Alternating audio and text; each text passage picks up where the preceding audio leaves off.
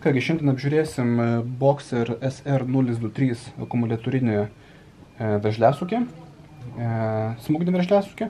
Taigi trumpai parodysiu, kas įeina į komplektą. Tai galima įsigyti atskirai patį veržliasukį, arba galima įsigyti pilną komplektą, į kurį įeina pats akumuliatorinis veržliasukis, 2 akumuliatoriai, kroviklis, 4 galvutės. Galvutės komplekte būtų 17, 19, 21 ir 22 mm. Ir aišku pats lagaminas. Lagaminas yra gan solidus, pakankamai tvirtas, tikrai patogu jame viską nešioti. Gerai, dabar apie patį suktuką. Tai pats suktukas šiaip yra tikrai kompaktiškas, patogus, gerai limpa prie rankos, labai primena Bosch'ą, tiek spalvom, tiek pačiu dizainu. Ir aišku, kablys pakabinimo ant diržo. Ir komplekte iš karto gaunam 2 akumuliatorius. Tai akumuliatorius lengvai paprastai prisijungia. Akumuliatorius gamintojas nurodo, kad yra 5 ampervalandžių, 24,4 voltų.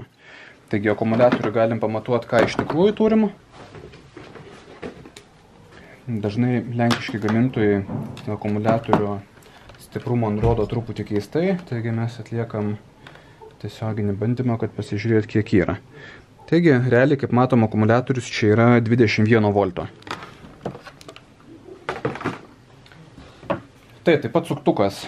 Akumuliatoriai 2, kaip minėjau, komplekte gali būti. Suktukas šiaip yra tikrai patogus. Turim, aišku, reguliuojamą greitį. Keičiamą kryptį. Yra LED pašvietimas visai patogus. Daugiau kažkokių labai didelių funkcijų nėra.